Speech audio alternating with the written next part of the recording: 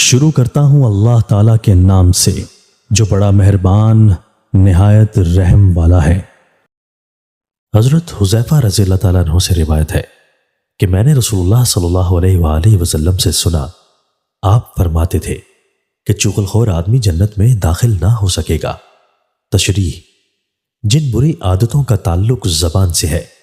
اور رسول اللہ صلی اللہ علیہ وآلہ وسلم نے جن کو سنگین جرم اور گناہ عظیم قرار دیا ہے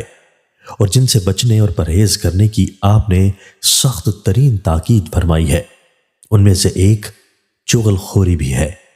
یعنی کسی کی ایسی بات دوسرے کو پہنچانا جو اس شخص کی طرف سے اس دوسرے آدمی کو بدگمان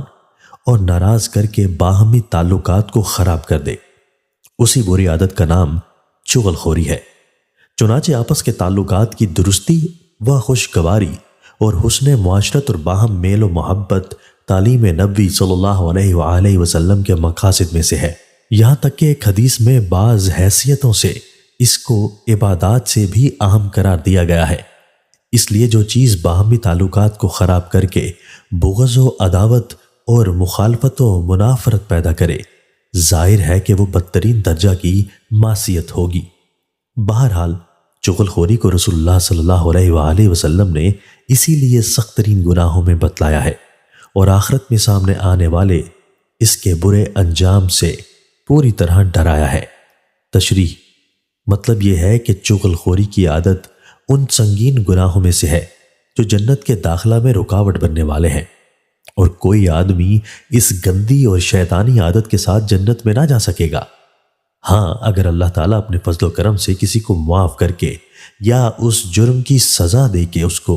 پاک کر دے تو اس کے بعد داخلہ ہو سکے گا۔ حضرت عبد الرحمن بن غنم اور اسما بنت یزید رضی اللہ تعالیٰ عنہا سے روایت ہے کہ رسول اللہ صلی اللہ علیہ وآلہ وسلم نے فرمایا، اللہ کے بہترین بندے وہ ہیں جن کو دیکھ کر اللہ یاد آئے، اور بدترین بندے وہ ہیں جو چغلیاں کھانے والے، دوستوں میں جدائی ڈالنے والے ہیں، اور جو اس کے طالب اور سعی رہتے ہیں کہ اللہ کے پاک دامن بندوں کو کسی گناہ میں ملوث یا کسی مصیبت اور پریشانی میں مبتلا کریں۔ تشریح: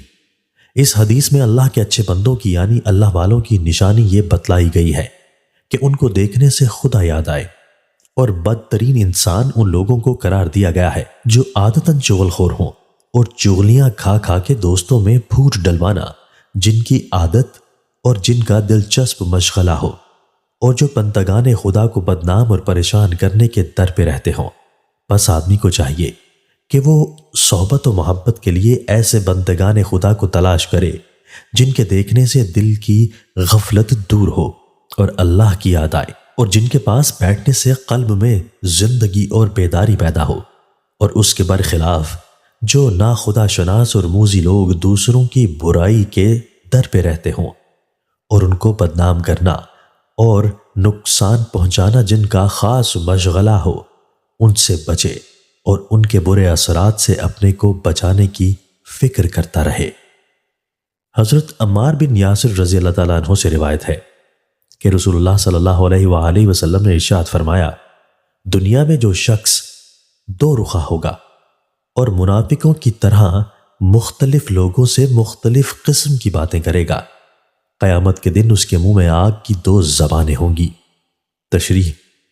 اچھے اعمال اور اچھے اخلاق جن پر آخرت میں ثواب کے وعدے ہیں مختلف قسم کے ہیں اور ان کے درجے بھی مختلف ہیں، اسی طرح برے اعمال اور برے اخلاق جن پر عذاب کی وعیدیں ہیں وہ بھی مختلف قسم کے اور مختلف درجے کے ہیں۔ اللہ تعالیٰ نے اپنے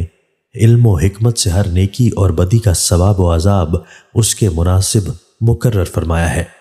پس دو رخا پن جو ایک طرح کی منافقت ہے، اس کی سزا یہ مقرر فرمائی گئی ہے کہ ایسے آدمی کے منہ میں وہاں آگ کی دو زبانیں ہوں گی۔ واضح رہے کہ جانوروں میں سے بعض سانپوں کی دو زبانیں ہوتی ہیں۔ یہاں یہ بات ہمارے لیے سوچنے سمجھنے کی ہے کہ بعض بد اعمالیاں اور بد اخلاقیاں حقیقت میں نہایت خطرناک اور اللہ تعالیٰ کے نزدیک نہایت سنگین ہیں، لیکن ہم لوگ ان کو معمولی بات سمجھتے ہیں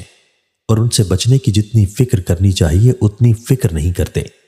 ایسی ہی برائیوں کے بارے میں قرآن مجید میں فرمایا گیا ہے۔ ترجمہ: تم اس کو معمولی اور ہلکی بات سمجھتے ہو، حالانکہ اللہ کے نزدیک وہ بہت سنگین اور بہت بڑی بات ہے۔ یہ بری عادت دو رخا پن بھی اس قبیل سے ہے۔ ہم میں سے بہت سے اس کو معمولی بات سمجھتے ہیں اور اس سے بچنے کی فکر نہیں کرتے، حالانکہ ان دونوں حدیثوں سے معلوم ہوتا ہے کہ یہ کتنا سنگین اور خطرناک گناہ ہے اور آخرت میں اس پر کتنا سخت عذاب ہونے والا ہے۔